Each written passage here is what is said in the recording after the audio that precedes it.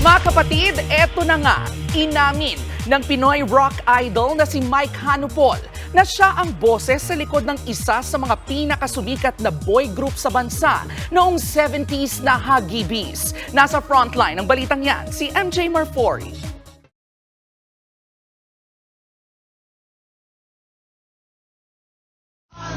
Sino ba namang makakalimot sa hit song na ito?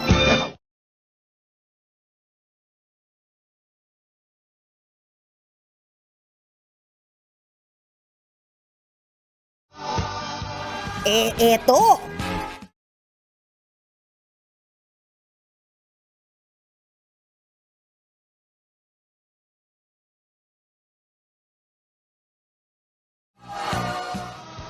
Pati na ito!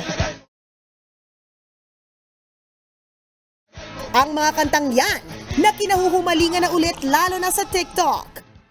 Mga classic ng 70s boy band na Hagibis. Pero matapos ang ilang taon, ang revelation sa likod ng mga patok na awiting yan, binunyag ng legendary Pinoy rock icon na si Mike Hanupol.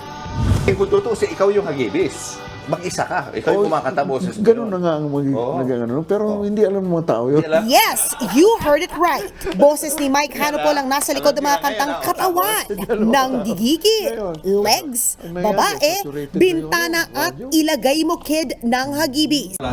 Sa vlog ni Julius Babaw, kasama si Mike, na kwento niyang pinagawa lang siya ng demo o guide para sa mga nasabing kanta ng banda bago pa man mabuo ito. Hindi naman niya akalaing yun ang pinatutugtog noong mga panahong yun sa mga radyo. Aniya, napagdesisyonan na lang ng Nooy Viker na itago ang katotohanan para sa Hagibis. Wala nang time para mag-ensayo. Wala na. Bro, pakinggan nyo na lang. I-lip-sync na lang natin. Wala na. Kasi ang idea talaga magkaroon ng mga Dance number, no? mga number o gano'n.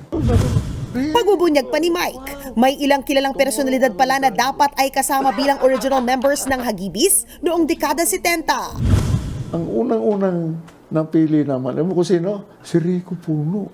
Ang una namin nakuha. Pangalawa, ang nakuha namin yung artista, si Altantay. Matagal na rin naman daw ito, kaya wala na rin kaso kay Mike ang nangyari. Sa kabila nito, nagpapasalamat pa rin siya dahil marami ang naaliw sa kanyang mga kanta. Ang kabuuan ng kwento ni Sir Mike Hanupol, panoorin sa Julius Babaw Unplugged sa YouTube. Nagbabalita mula sa Frontline, MJ Marfori, News 5. Mga kapatid, Cheryl Cosing po, huwag maging bilis at maging una sa lahat para sa tuloy-tuloy na balitaan at karagdagang impormasyon sa mga napapanahong issue ng lipunan. Tumutok lamang at mag-subscribe sa social media pages ng News 5.